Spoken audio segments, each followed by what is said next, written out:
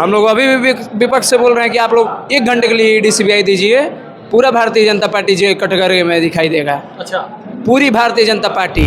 धर्म की राजनीति नहीं होगी। अब भगवान के नाम पे राजनीति नहीं कर सकते हैं। आदरणीय प्रधानमंत्री जी राम जी को अपनी उंगली पकड़ के चला रहे हैं, जो पूरी दुनिया को चलाने की क्षमता रख रहा है। आप ऐसा पोस्टर बना रहे हैं, आप इससे क्या मैसेज देना चाहते हैं? रोजगार है ही नहीं, मिल कहाँ रहा है? पकौड़ियाँ तलिए, वो भी लोन लेके। निरहुआ को आप देखें, बिना शादीशुदा का एक ब्राह्मण की बेटी को लेके घूम रहे हैं। रामभद्राचार्य जी उनसे भोजपुरी में पूछे कि अरे ये तोर बहन ही है, तो कहते रहे कि ना ये हमारा अर्धांगनी है। तो ये लोग क्या बात करेंगे? क्या नाम है आपका? मेरा शुभ नाम पंडित कुणाल पांडे पड़ेगा। पूर्व में ब्राह्मण सभा से जिला प्रभारी था बलिया से। अच्छा जी। क्या कहेंगे इस बार चुनाव में क्या होने वाला है? पांडे जी को देख रहे, पांडे जी आ गए या पहले से सब समझदारी थे आप? ना, विगत 4 वर्षों से, जब से मैंने अपनी राजनीति स्टार्ट की है, विगत 4 वर्षों से मैं साइकिल का सिपाही रहा हूँ जी। और मेरा शुरू से ही हमारे क्षेत्र से भी एक बड़े से बड़े नेताजी आए। हमारे स्वर्गीय विक्रमादित्य पांडे हमारे ही खानदान के थे, हम लोग उन्हीं के वंशज हैं। तो हम लोग शुरू से ही समाज को साथ में ले जाने का कार्य करते हैं। आप अभी भी हमारे क्षेत्र में जाइए तो विक्रमादित्य पांडे जी के मार्गों पे चलने का हमारे क्षेत्र की हर जनता काम करती है जी। तो क्या लगता है, सनातन पार्टी को टिकट मिला है और यहाँ पे ब्राह्मण वोट भी बहुत ज़्यादा है बलिया में, चूँकि ब्राह्मण कहीं ना कहीं कहा जाता है कि भारतीय जनता पार्टी का वोटर है, तो इस बार क्या सनातन पांडे के साथ में ब्राह्मण वोटर आएगा कि नहीं आएगा? नहीं, देखिए, ये एक मतलब हवा बनाया जा रहा है कि ब्राह्मण भारतीय जनता पार्टी का बंधा हुआ है। ब्राह्मण हमारे ये बड़े भैया अमित चौबे जी हैं, एडवोकेट भी हैं। शिक्षित ब्राह्मण जो रहेगा और जो देश के संविधान के प्रति, देश के युवाओं के प्रति अपनी सोच को रखेगा, वो कभी भी किसी पार्टी का बंधा हुआ नहीं रहेगा। ये देखेगा कि कौन व्यक्ति जनता के प्रति है। जातिवाद जो चल रही है, चरम सीमा पर अगर कहीं जातिवाद चल रही है तो वो उत्तर प्रदेश है। और इसी को लेके हमारे राष्ट्रीय अध्यक्ष जी भी अब कार्य ये कर रहे हैं कि हम लोग जातिवाद मुक्त करना है। हम लोगों को क्या देखना चाहिए? स्वास्थ्य, शिक्षा, हम लोगों को ध्यान इन सब चीज़ों पे देना चाहिए। शिक्षा और रोजगार। हमारे बलिया में, आप बलिया के ही निवासी हैं ना, अब बलिया में कहीं भी एक बार नज़र उठाइए, जहाँ देखेंगे आपको समाजवादी कार्य ही मिलेगा। कहीं भी कुछ भी। हॉस्पिटल समय काफ़ी साफ़ सुथरा और बढ़िया हो चुका है। ना, ये सरकारी रहना चाहिए, बढ़िया बात है। अगर हो रहा है तो बढ़िया है, लेकिन आप वहाँ पे बस साफ़ सफाई से ही काम नहीं ना चलेगा। वहाँ पे आप जाके देखिए कि कौन सी मशीनों की अभी ज़रूरत है। अगर सब कुछ ही इतना बढ़िया होता है तो बलिया से क्यों सबको रेफ़र किया जाता है मऊ के लिए? मऊ तो हमारा पड़ोसी ही है।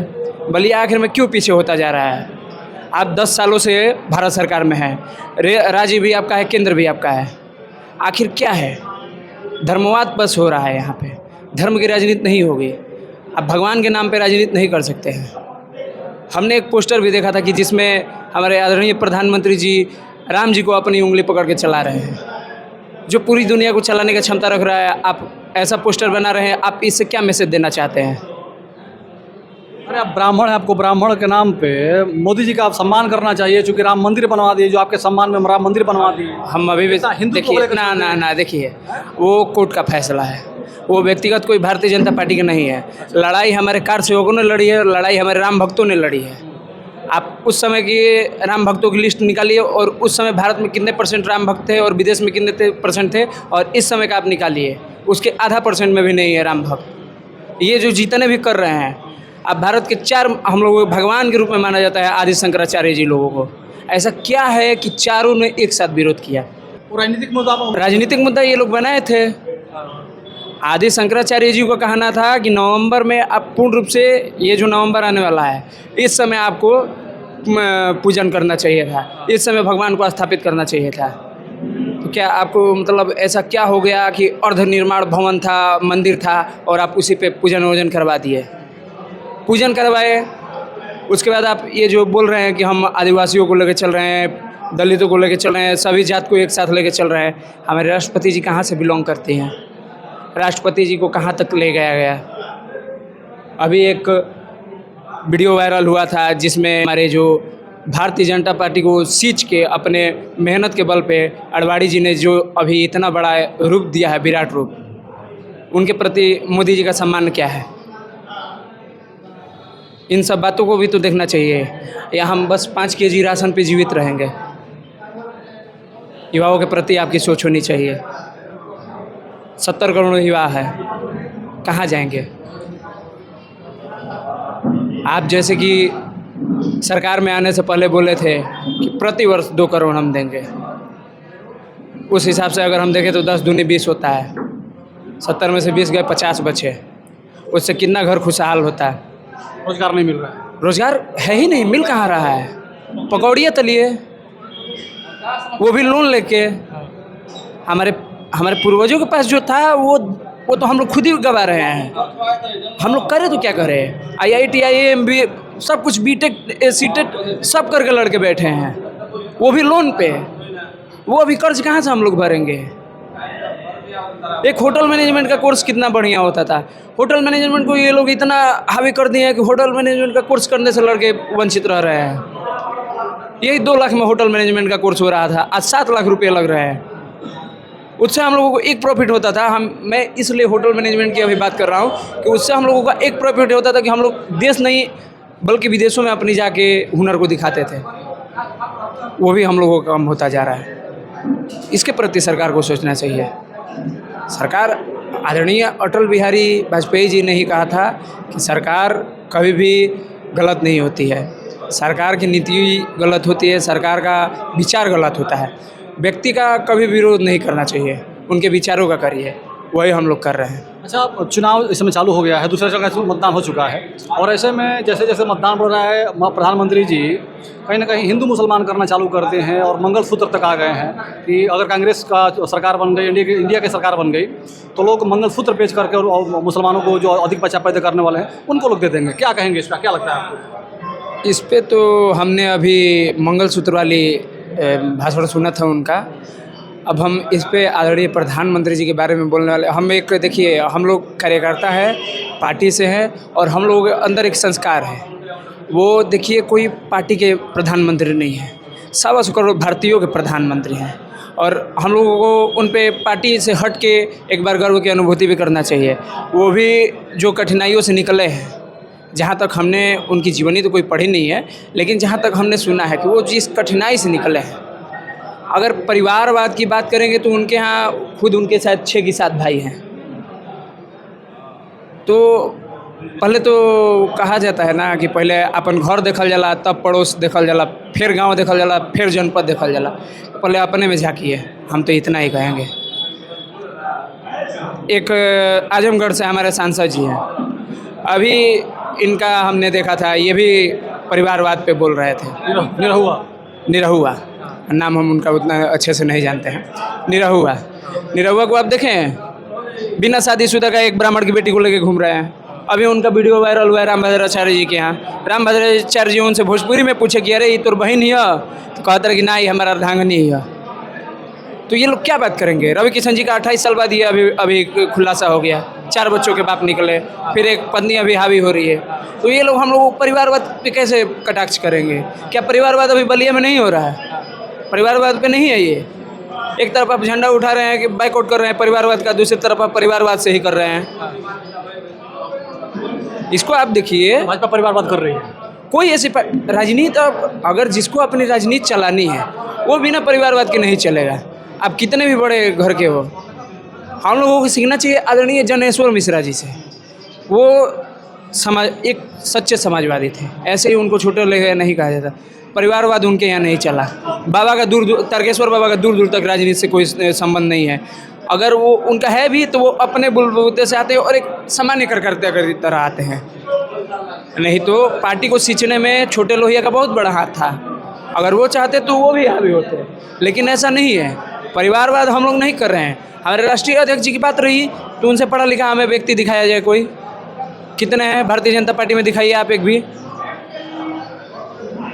ईडी सीबीआई लेके आप ये जो अभी धंधा कर रहे हैं, हम लोग अभी भी विपक्ष से बोल रहे हैं कि आप लोग 1 घंटे के लिए ईडी सीबीआई दीजिए, पूरा भारतीय जनता पार्टी जो कैटेगरी में दिखाई देगा। अच्छा, पूरी भारतीय जनता पार्टी, यानी कि सरकार बन गई तो पूरा भाजपा के लोग जेल में होंगे? कहे नहीं होंगे। आप लोगों पे चार्ज नहीं बैठेगा, आप दूध के धुले हैं। हाँ। आपके यहाँ घोटाला नहीं है? सरकार तो 13-14 जन ऐसे अभी अभी असम के मुख्यमंत्री को देख लीजिए, आदरणीय अमित शाह जी से अभी पूछा गया, आज तक न्यूज़ चैनल वाले ने पूछा कि इनका बताइए। अरे जब आप लोगों की सरकार थी, इंडिया की सरकार थी, यूपीए की सरकार थी, तो भ्रष्टाचारियों को आप लोग साथ लेकर घूमते थे, उनका मनोबल बढ़ाते थे, भ्रष्टाचारियों, बलात्कारी और जो भी माफिया गुंडा थे। ना ये बड़ा नाम कर लिया। इन लोगों में गुंडे नहीं है, इन लोगों में तो खुलेआम गुंडे है।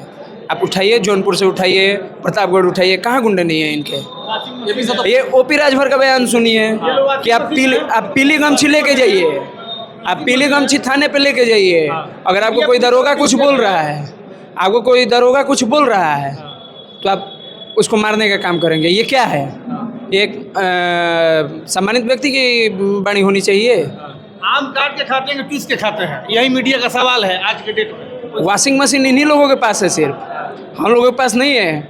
अगर आज हम भारतीय जनता पार्टी पे कुछ कटाक्ष करेंगे तो भारतीय जनता पार्टी तुरंत मेरे घर पे छापा मरवाएगी और हम 1 घंटे के अंदर भारतीय जनता पार्टी में चले जाए, अच्छा पद दे देगी। 1.5 करोड़ के हेलीकॉप्टर से चल रही है, ये बताइए। अंजना ओम कश्यप के पति का नाम सुने होंगे आप, शायद मुझे उनका नाम नहीं पता है, पता ना कौन कौन से घोटाले में उनका भी नाम आया था। तो पहले तो मीडिया बंधु भी कुछ ऐसे हैं, हम सभी मीडिया भाइयों को तो नहीं कहेंगे, क्योंकि हमारे राष्ट्रीय अध्यक्ष जी खुद ही कहते हैं कि मीडिया भाइयों का, पत्रकार भाइयों का मेरे पास साथ है उनका, तो हम लोग ऐसा नहीं कहेंगे कि सभी मीडिया बंधु ऐसे हैं। लेकिन आप भी देखते हैं बड़े से बड़े न्यूज़ चैनल हैं, विगत कुछ दिन पहले हिंदुस्तान वाले आए थे हमारे यहाँ मेरा इंटरव्यू लेने वाले, तो मैंने साफ उनसे इनकार किया कि मैं अपनी एनर्जी डाउन करूँगा और आप कुछ दिखाएंगे नहीं। शिक्षा पे बात हो रही थी, हम कुछ नहीं बोले उनसे, हम बोले कि हम आपको अपना इंटरव्यू देंगे नहीं, आप अच्छे लगे, आपकी बातों से मैं सहमत था, इसलिए आपकी बातों का जवाब देने का मैं हकदार आपको मान रहा हूँ, नहीं तो मैं आपकी भी बातों का जवाब नहीं देता। अच्छा, जैसे किसी भी पार्टी में किसी कार्यकर्ता को ऐसा क्यों लगता है कि अगर हम उस पार्टी की बात करें जिस पार्टी का कार्यकर्ता है तो ही सवाल का जवाब देंगे, नहीं तो अन्यथा आप भड़क जाएंगे कि ये गोदी मीडिया है? और देखिए, हम अभी भी आपसे बोल रहे हैं कि हमारे आदर्श जो है आदरणीय वाजपेयी जी है, और वाजपेयी जी कभी भी कोई पार्टी का विरोध नहीं किए हैं, किसी व्यक्ति विशेष का विरोध नहीं किए हैं, और ना ही कभी भारत के व्यक्तियों का विरोध किए हैं। तो हम भी यही देखते हैं और हम भी कोशिश करते हैं, हम अभी एक तुच्छ कार्यकर्ता हैं, लेकिन हम भी यही कोशिश करते हैं कि ज़्यादा से ज़्यादा अपने साथ के युवाओं को, अपने गार्जियनों को आदरणीय वाजपेयी जी के मार्गों पर ले जाने का कार्य करें। हम विरोध करेंगे, पार्टी का नहीं करेंगे, पार्टी के विचारों का विरोध कर सकते हैं। हम आदरणीय प्रधानमंत्री जी का विरोध करने के काबिल नहीं हैं, हम 1% भी नहीं हैं। हम बलिया के माननीय सांसद जी का विरोध करने के काबिल नहीं, एक विधायक क्या, एक हम मंडल अध्यक्ष का विरोध करने के काबिल नहीं, लेकिन हाँ उनके विचारों का विरोध करेंगे। छात्र संघ एक नर्सरी कही जाती है, आज विगत 4 वर्ष हो गए, 5वां वर्ष चल रहा है, बलिया से ही सिर्फ छात्र संघ बंद है। दिल्ली यूनिवर्सिटी हम छात्र संघ की राजनीति देखे हैं, जो कि हम छात्र राजनीति में कभी गए नहीं हैं।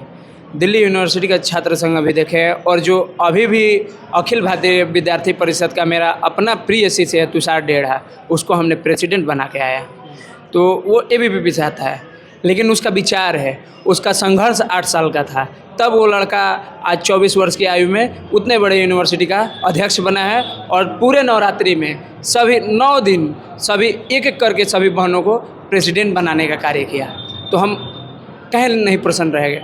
अटल बिहारी वाजपेयी जी सत्ता से बगैर, बिना सत्ता के जाके हम लोगों के विदेशों में बात रखे थे, कौन रखवाया था? हम ही लोग ना रखवाए थे भाई।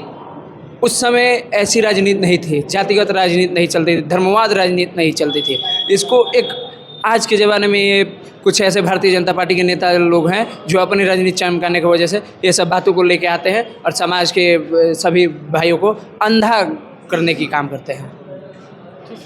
तो अभी हम बलिया समाजवादी पार्टी कार्यालय पे हैं, और तो तमाम समाजवादी पार्टी के नेता थे, कार्यकर्ता थे, और इनकी बातों को सुनकर आपको कैसा लगा कमेंट करके बताइएगा। इसके साथ वीडियो खत्म करना चाहेंगे। जय हिंद, जय भारत।